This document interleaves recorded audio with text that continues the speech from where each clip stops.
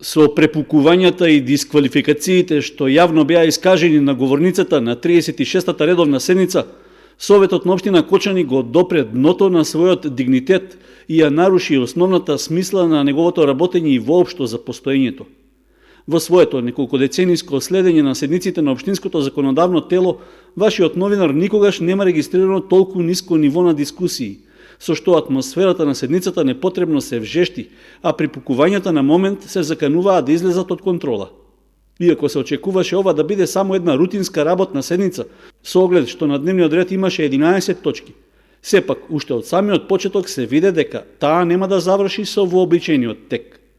Токму поради излетите во дискусиите, што наместо за темите за кои се расправаше, повеќе наликуваа на лични навреди и дисквалификации, седницата се различе на 2,5 часа.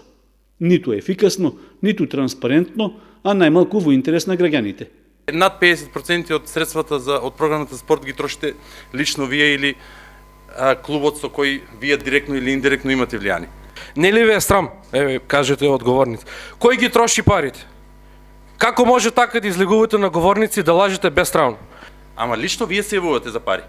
Тука да бидеме најасно. И заради тоа посочи кај вас, ако вие на друг начин го свативте тоа лично дека за ваши приватни работи се извинувам, најмалку во таа насока не ја разговарам. По неколку часа од вашето работно време го поминувате на тезгите во пазарот, па така да не е чудо ако вие имате многу фотографии од пазарот. И немој паушално да тресете зелени.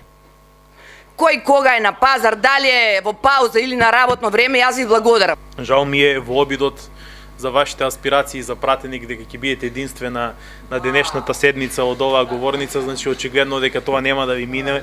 Има поголем број на советници кои што ќе се вклучат.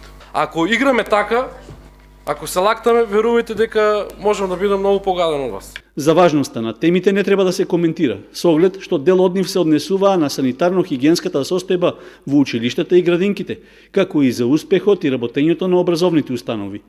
Сепак, дискусиите се претворија во припукувања со дневно-политички призвук, од кои остана горкиот впечаток за недоличноста од упатените отровни стрели.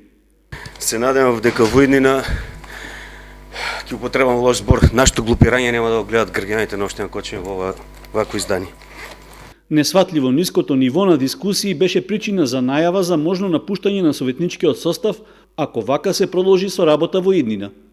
Жал ми е што како Совет дојдовме во ваква ситуација, која што ама воопшто не ни доликува. А ако вака продолжиме, ја во вако Совет нема да сакам да учествувам и ќе си дадам оставка. Не ми треба да учествувам во Совет во кој што прво не се почитуваме сами меѓу себе, не почитуваме институции, не почитуваме раководители, а нормално и раководители треба да внимаваат кога дават определени оценки. 36-та седница на Советот на општина Кочани на 2 пати беше прекинувана заради смирување на страстите. Инаку, поголемиот број од точките беа изгласани од советниците. Единствено поддршка не беше дадена на извештајот за работењето на библиотеката Искра за минатата и на планот за работа за оваа година.